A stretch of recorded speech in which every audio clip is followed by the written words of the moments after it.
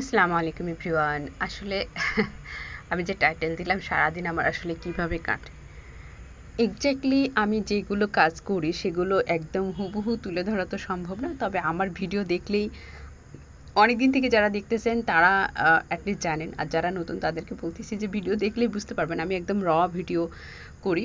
As usual কোনো কিছু make করি না, কমার্শিয়াল বা হচ্ছে আর্টিফিশিয়াল কোনো কিছু করার চেষ্টা করি না।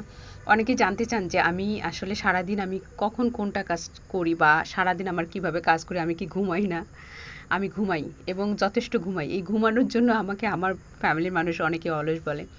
তো আমি আজকে একটা খুব এলোমেলো ভিডিও করার চেষ্টা করছি এবং চেষ্টা করছি কাজগুলো একটু একটু করে তুলে ধরার, সারাদিনের কাজগুলো। এখন যে ভিডিওটা দেখতেছেন এটা হচ্ছে যে আমি একটা অনলাইন বিজনেস করি, সেই বিজনেসে হচ্ছে হোম ডেকোর আইটেম থাকে। তো সেগুলোতে কিছু কিছু জিনিস আমাকে নিজে ব্যবহার করে সেগুলোর উপকার অপকার বা সুবিধা অসুবিধাগুলো জানাতে হয়। কিছু জিনিস আসলে না, নিজের অভিজ্ঞতা না থাকলে আপনি সেটা অন্যকে বলতে পারবেন না, কনফিডেন্টলি কথা বলতে পারবেন না। আপনার অভিজ্ঞতা না থাকলে সেটা শুধুমাত্র আম একজনের কাছে কিনে নিয়ে সেটা তার কাছে শুনে উত্তর দেওয়া যায় না। তো সব কিছু তো আর ব্যবহার করা সম্ভব না। যেমন রিসেন্টলি আমি হচ্ছে যে কাস্ট আয়রনের পাত্র নিছি। আচ্ছা, সেটা সম্পর্কে নাই বলি, মানে একটু পরে বলি। এখন হচ্ছে যে যেটা দেখতে পাচ্ছেন, আমি একটু কাজে বের হয়েছিলাম আজকে।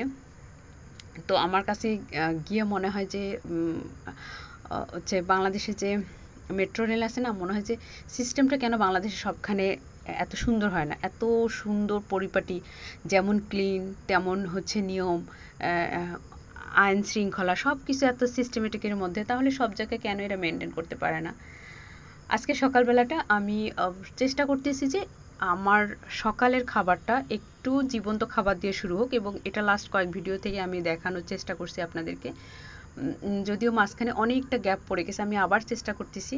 এগুলো দেখে কখনোই ভাববেন না যে আমি খুব স্বাস্থ্য সচেতন এবং খুব ডায়েট প্ল্যান মেনটেন করি। আমি কিন্তু সব খাই, আমি স্ট্রিট ফুড খুব পছন্দ করি, রাস্তায় হাঁটলে আমি ঝালমুড়ি খাই, ফুচকা খাই, সব খাই, বাট ব্যালেন্সটা আমি ট্রাই করি, চেষ্টা করি ব্যালেন্সটা ধরে রাখার।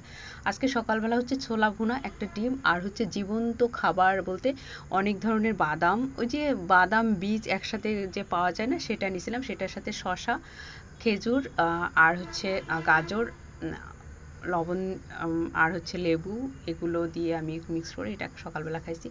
তো তাড়াহুড়োর মধ্যে আজকে আমি আমার ছেলেকে জাস্ট হচ্ছে একটা রুটি বানায় দিয়ে সেখানে ডিম, সয়া সস, টমেটো সস দিয়ে একটা খাবার বানায়, সেই রুটিটার মধ্যে দিয়ে একটু রোলের মতো করে দিছিলাম। এগুলো হচ্ছে তাড়াহুড়ার ওর টিফিন বক্স আর কি। আর তারপর সকালবেলার খাওয়া শেষ করে আমি আগে ঘর ঝাড়ু দেই। ঘর ঝাড়ু দিয়ে যে, ও আচ্ছা, ঘুম থেকে ওঠার পর বাচ্চারা ওঠার পরপরই কিন্তু আমি বিছানাটা ঠিক করে নেই। তারপরে ঘর ঝাড়ু দিয়ে কাপড়টা ধুই। এই কাজটা কেন করি জানেন? কারণ হচ্ছে যে ঘরটা যখন ঝাড়ু না দিয়ে যদি আমি কাপড়টা ধুই, আমার কাছে মনে হয় যে এই যে পা ভেজা, বালতি থেকে নিয়ে যাওয়ার পরে পানিটা পড়ে, এটার পরে যখন আমি ঘরটা ঝাড়ু দিই তখন না আমার খুব বিরক্ত লাগে, ঝাড়ুটা ভেজা ভেজা লাগে। এই কারণে এই কাস্ট আয়রনের পাত্রগুলো আমার বিজনেস পেজে নতুন ইনক্লুড হয়েছে এই মাসে।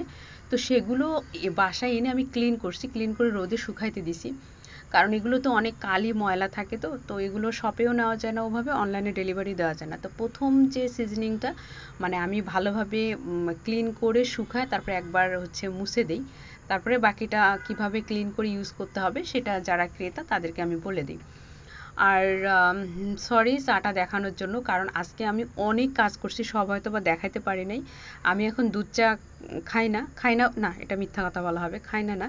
আগে আমি সকালবেলা উঠে খাবার বা দুপুরের পরে ভাত খাওয়ার পরে আমার ওটা মাস্ট।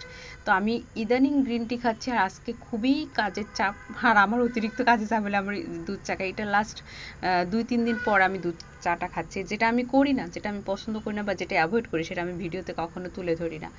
এখন যাচ্ছি হচ্ছে বাচ্চাকে নিয়ে আসতে, আজকে প্রচুর রোদ, কিন্তু ইদানিং অনেক রোদ থাকলেও এই বৃষ্টি হচ্ছে, এই হচ্ছে বাতাস, এরকম মানে হয়।